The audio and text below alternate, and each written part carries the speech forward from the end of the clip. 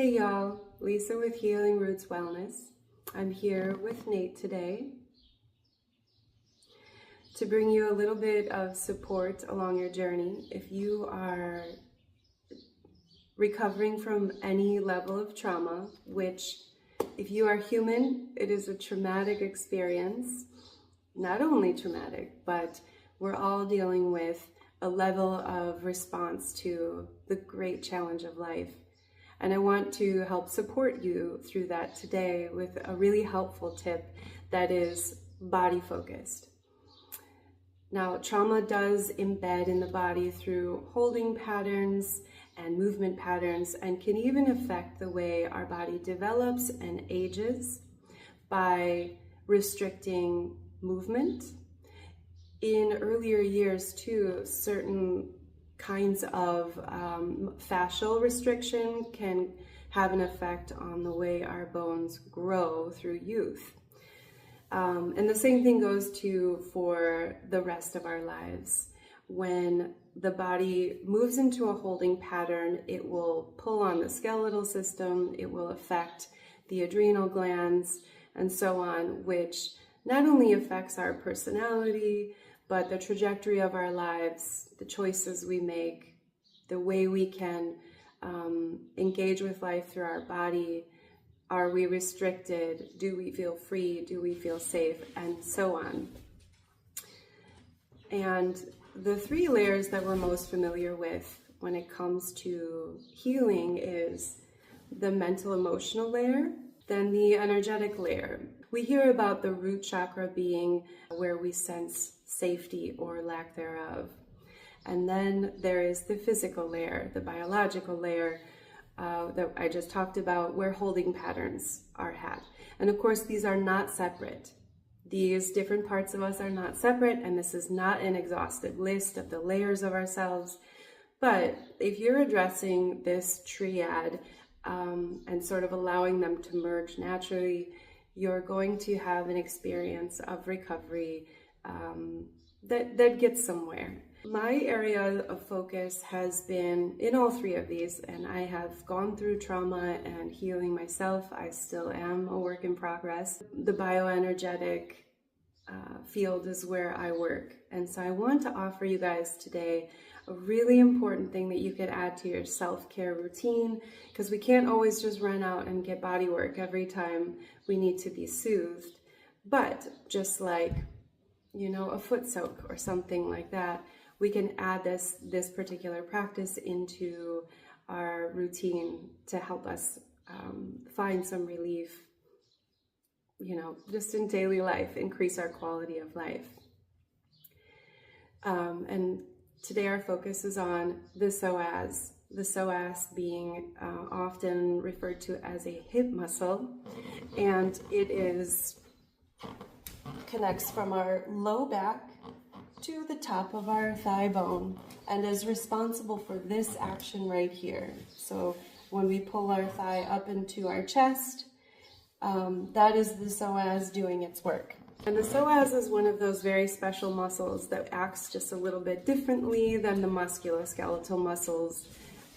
Just like we don't have to think so much about our heart rate or our lungs, these are just automatic processes in the body. The psoas also has automatic response to emotionally traumatic or physically traumatic events. If you've ever had a deeply emotional moment, in order to soothe ourselves, we pull our legs into our chest and we hug tight. When you go into the yoga class, sometimes that is also an embracing pose that offers us some emotional comfort and relief. And the psoas does respond to traumatic events by becoming tighter, and it will, through repeat exposure to experiences that feel unsafe, will become constantly tight. It lays tight in its position, which has a few effects that I want you to know about, because visualizing these things and understanding them helps you to connect to the biomechanics that are happening, the chemistry that's happening in the body, so that you can actually visualize those as you're working through releasing the psoas in a yoga class, let's say. But the psoas lays over the kidneys. And so when the psoas becomes tight, in response, it's that holding pattern of tightness, it will press down on the kidneys and cause a sort of constant cortisol reaction, cortisol flush through the body. So we have a subtle to moderate constant cortisol feeding through the body when the psoas is tight. Do corrective exercise through yoga that helps to elongate that psoas again. However, the psoas responds best to massage, whether that's self-massage techniques or going to see your favorite massage therapist. I do Bodywork, and I also include the psoas in my sessions. But we can't always run out to get a massage every time, 3 or 4 times a week. At least I can. And so today I want to give you a really helpful tip that will empower you in our physical recovery from trauma. You're going to want to lay down on your back and bend your knees, and this helps to soften and relax the psoas. So you'll take your hands on your hips and begin to do this explorative wave-like motion, and just a different angle here so you can sort of see the hand motion. Again, visualizing and seeing things really inspires the mind and the body to begin to implement those movements. Don't worry, you cannot do this wrong.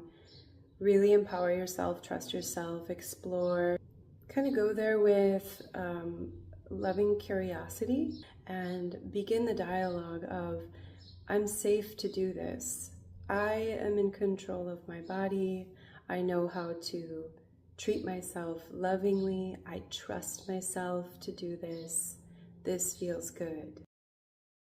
I already feel a great sense of release and freedom just from that few moments of doing it. If you have some trouble with your hands, carpal tunnel, you just don't have the strength in your hands, or maybe you have like long nails, you can also lie face down on your tummy and use something like a lacrosse or a tennis ball. Or I've also had great success with these infinity balls. They actually will turn on and vibrate, and then you can just kind of lay on that as well. But again, there's nothing like the organic safety of hands doing that work. So give this self-massage technique a shot. It's important that our bodies can sense and feel that it deserves that loving touch and that that's available. And the first place to start, of course, is with your own hands. So I hope that this technique is helpful for you, and reach out to me if you have any questions, want to have a discussion, or want to book an appointment.